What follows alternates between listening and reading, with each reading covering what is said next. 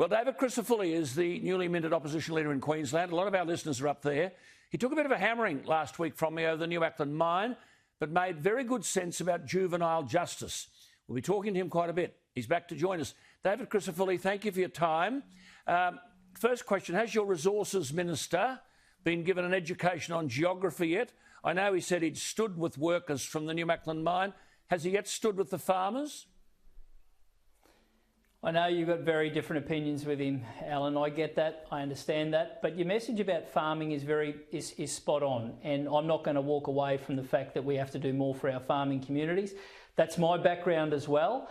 And I want to see a Queensland where farmers can have a future, and that involves water security. We haven't built a dam in this state for nearly 2 decades. The one that we did build, we're tearing down at the moment, which is absurd. But we don't expect your front bench to be ignorant. And when this bloke, Pat Weir, says it's not about water, it's not about environmental issues, I asked you whether the bloke was dumb or duplicitous. Which is he? Well, he's neither, but we'll argue the toss on that another time. OK, juvenile justice. It's a big issue across Australia.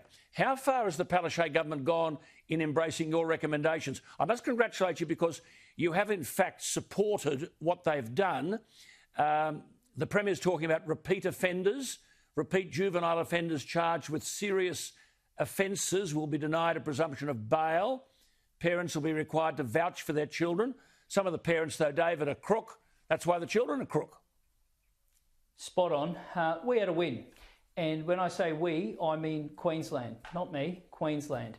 We got some changes to a system that is broken. And we got those changes because we continue to put the pressure on. A very brave police commissioner stood beside her minister and said, no, there is an issue here. The police union had a crack. The community had a crack. We got some changes. But, Alan, it still remains in this state that breach of bail isn't an offence. It's a good point you make here. It's a good point.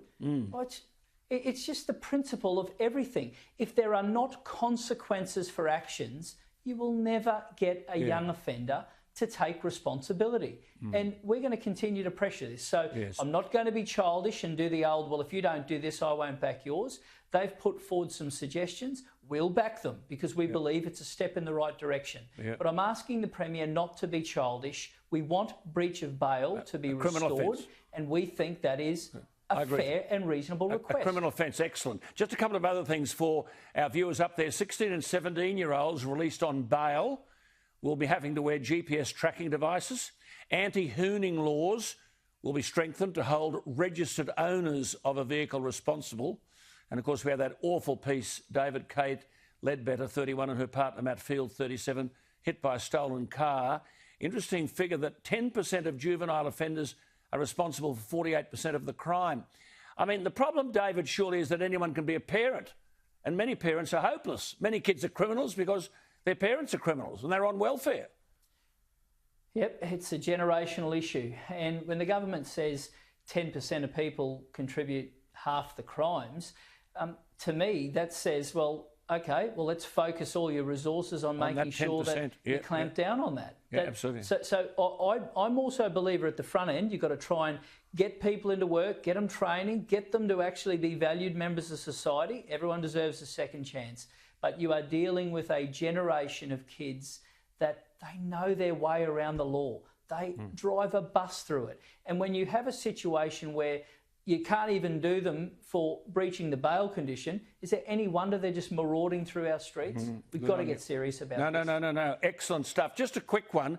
That boy accused of murdering Kate and Matt won't be charged with the murder of their unborn son. Is that a weakness in the legislation? We're happy to have a look at it. It's a soul-destroying situation. Terrible. Alan.